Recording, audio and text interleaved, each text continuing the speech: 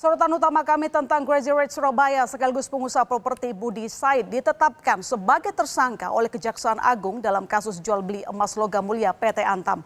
Kasus ini membuat PT Antam mengalami kerugian hingga 1,2 triliun rupiah.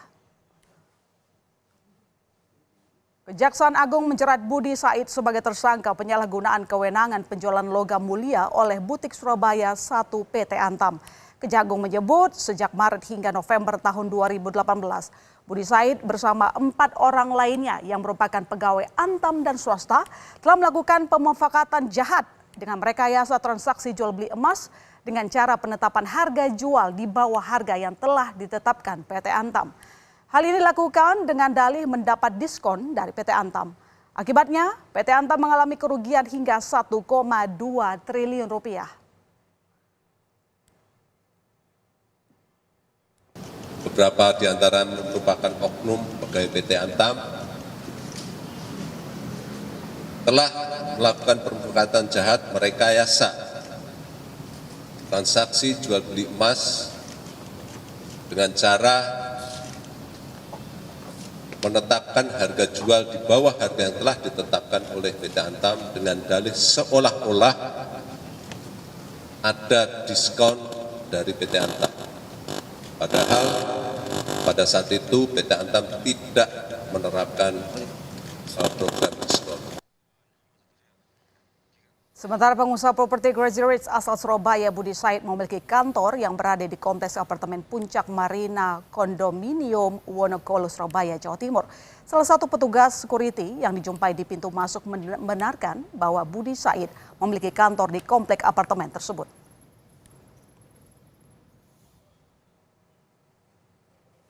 Ya, saudara, kasus bermula pada 2018 saat ketika Budi Said mengaku membeli 7.071 kg emas senilai 3,5 triliun melalui marketing Antam cabang Surabaya. Belakangan menurut Kejaksaan Agung, Graduate asal Surabaya Budi Said diduga bekerja sama dengan pegawai Antam Butik 1 Surabaya untuk membeli emas logam mulia dengan harga lebih murah. Akibatnya PT Antam ditaksir merugi hingga 1,1 triliun rupiah. Kasus sengketa jual beli ini sempat masuk ke persidangan.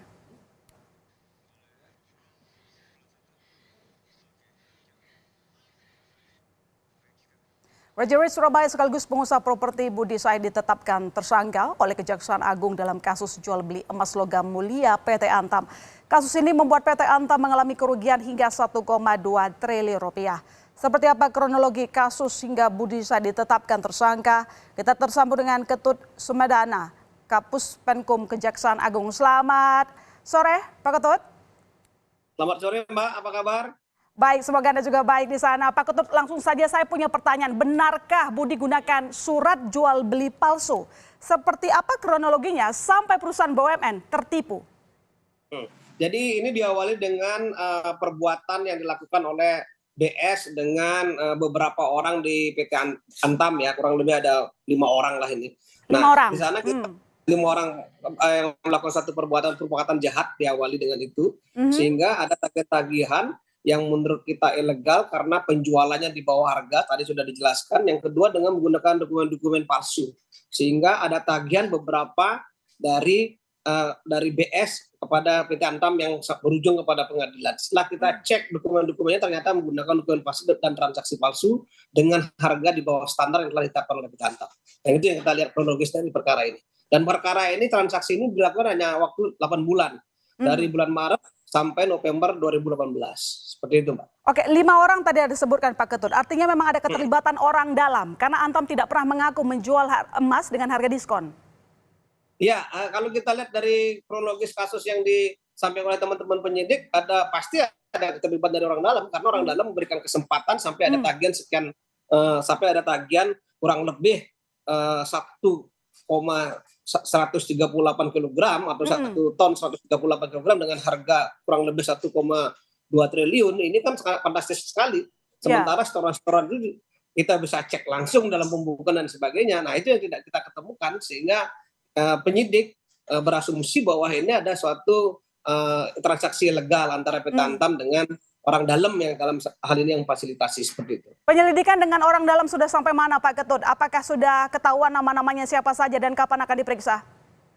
tentu kita sudah tahu semua nama-namanya ya. Dan sampai saat ini kami masih menetapkan 1 orang tersangka dan sudah melakukan 24 orang saksi pemeriksaan, dan ini akan lakukan kita proses secara intensif. Satu saatnya nanti pasti kita tetapkan tersangka baru dari perkara ini. Oke, tetapi mungkin apalagi bukti kuat yang ada di tangan begitu hingga Budi ditetapkan sebagai tersangka. Apalagi kemarin kan kita tahu bahwa dia memenangkan perkara begitu ya, sehingga akhirnya Antam juga harus bayar ganti rugi karena dianggap tidak memenuhi transaksi jual beli yang diinginkan di awal.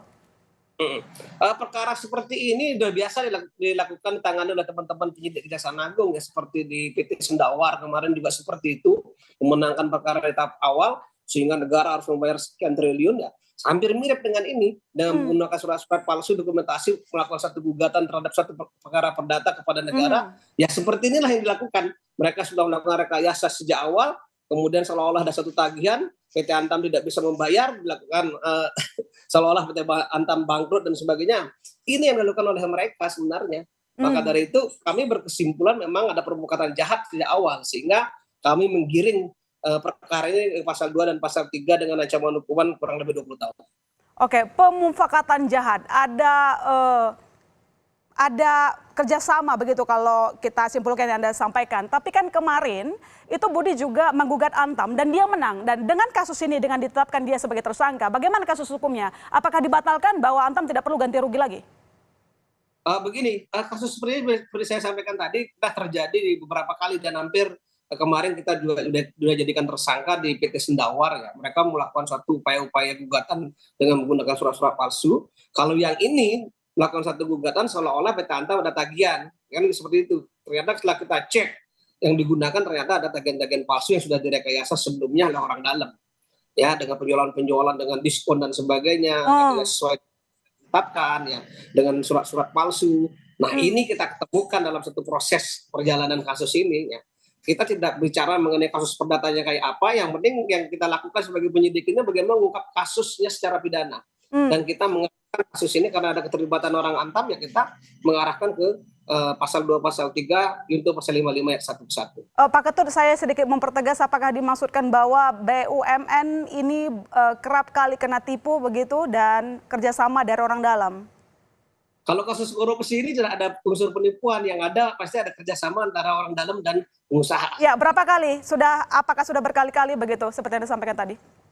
Kalau kita lihat sudah banyak sekali tuh, dari mulai Jiwasraya, dari mulai Asabri sampai Garuda juga, semua kasus hampir mirip ada kerjasamanya antara pihak internal dengan pihak pengusaha yang ada dalam kasus yang kita tangani selama ini. Oke, tapi kita kembali ke BUMN Antam, Pak. Bagaimana kira-kira sampai-sampai perusahaan besar seperti Antam ini bisa kena tipu begitu? Bukan kena tipu ya, maksudnya ya memang ada kerjasama dengan karyawan di dalam begitu. Pengawasannya seperti apa?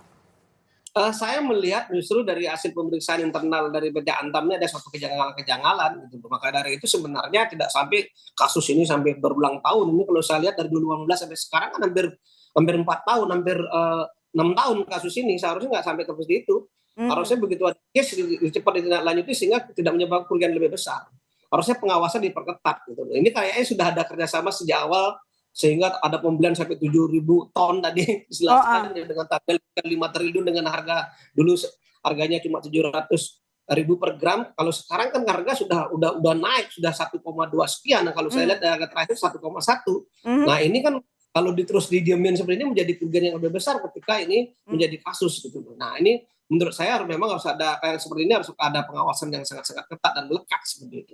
Baik, karena memang ini perusahaan negara ya, Pak Ketut, harusnya pengawasan juga ekstra kuat. Terima kasih Pak Ketut telah berbagi bersama Kompas Petang hari ini. Sampai jumpa lagi. Salam sehat semuanya. Salam sehat.